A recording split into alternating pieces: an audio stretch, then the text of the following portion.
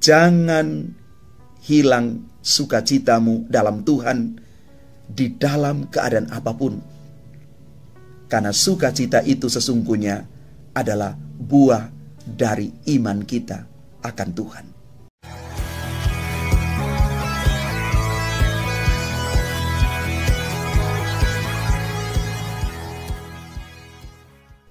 Salam Bapak Ibu, Saudara dan Saudari, sahabat-sahabat garam dunia yang terkasih. Hari ini kita memasuki hari Minggu Advent yang ketiga. Kalau kita merenung lebih dalam masa Advent, dengan melihat simbol-simbol yang ditampilkan selama masa Advent ini, ada satu simbol yang menonjol, yakni lingkaran Advent dengan 4 lilin di atasnya, 3 ungu dan 1 jingga. Dan hari ini kita menyalakan lilin ketiga yang berwarna jingga itu, sehingga hari Minggu ketiga Advent juga kita sebut sebagai hari Minggu Gaudete, yang berarti bersukacitalah. Simbol ini sangat dalam. Lingkaran Advent dengan 4 lilin ini mau mengantar kita semua sampai pada satu titik merenungkan lebih dalam perjalanan masa Adventus ini, masa penantian. Lantas kita bertanya, pada hari Minggu Gaudete, hari Minggu sukacita ini, mengapa kita bersukacita?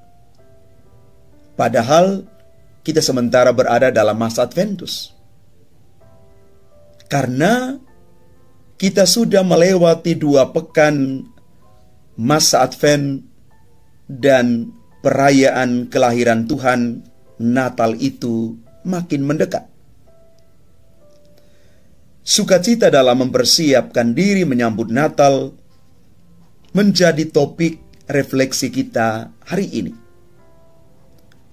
Bapak Ibu Saudara-saudari yang terkasih, bacaan-bacaan suci hari ini menekankan sukacita sebagai kebajikan iman yang perlu kita pelihara di dalam hidup kita sebagai orang beriman. Nabi Sefanya menyerukan sukacita atas pertolongan Tuhan yang telah dilimpahkan ke tengah umatnya. Ada masanya mereka menderita karena penindasan musuh-musuh. Tetapi ketika Tuhan bertindak, Ia mengalahkan segala musuh dan memulihkan damai dan ketentraman di tengah umat beriman. Bagi orang yang percaya kepada Tuhan, ketakutan dan kegentaran tidak perlu ada, karena Tuhan sungguh ada di tengah-tengah mereka. Kita bisa baca dalam kitab Sefanya bab 3 ayat 17. Sukacita serupa bertakhta di tengah orang-orang yang datang kepada Yohanes Pembaptis untuk dibaptis, karena mereka menemukan sosok utusan Tuhan yang dapat membimbing mereka menuju kepada pemurnian iman. Bimbingan yang sering diabaikan oleh para pemimpin umat di Yerusalem.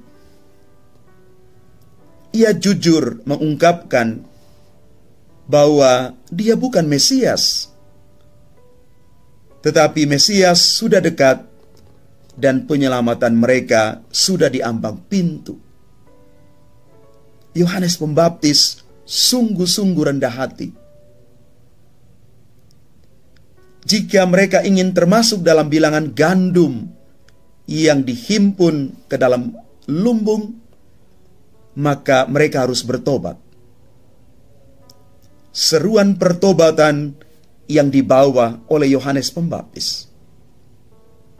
Maka tobat itu bukanlah hukuman, tetapi tanda harapan dan sukacita.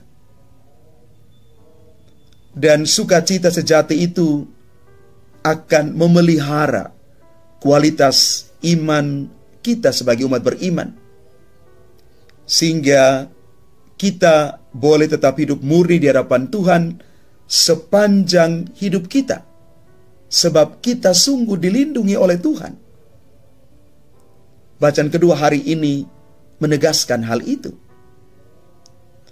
Sukacita inilah yang tetap memelihara harapan akan kedatangan kembali Yesus Kristus. Bapak, Ibu, saudara-saudari yang terkasih, paling kurang ada 3 pesan sukacita yang bisa kita renungkan hari ini. Yang pertama, sukacita karena diselamatkan oleh Tuhan. Yang kedua, sukacita karena dibimbing Tuhan. Dan yang terakhir, sukacita karena dirawat Tuhan hingga Dia datang kembali. Pesan ini perlu kita garis bawahi, baik dalam penghayatan pribadi maupun di dalam pewartaan dan nasihat bagi orang-orang lain. Dan nasihat yang paling efektif ialah cara hidup kita sendiri. Maka mari tumbuhkanlah sukacitamu, karena keselamatan ada di dalam Tuhan, karena kita ada di jalan Tuhan, karena kita bergerak menuju kesempurnaan hidup dalam persatuan dengan Tuhan sendiri. Bapak, Ibu, saudara-saudari yang terkasih, apakah aku sempat kehilangan sukacita di dalam hidupku? Apa yang menjadikan semuanya itu bisa terjadi? Daya apa yang saya perlu miliki untuk bisa selalu menumbuhkan sukacita itu? Karena itu Bapak, Ibu, saudara-saudari yang terkasih, jangan hilang sukacitamu dalam Tuhan di dalam keadaan apapun. Karena sukacita itu sesungguhnya adalah buah dari iman kita akan Tuhan. Tuhan memberkati kita sekalian. Amin.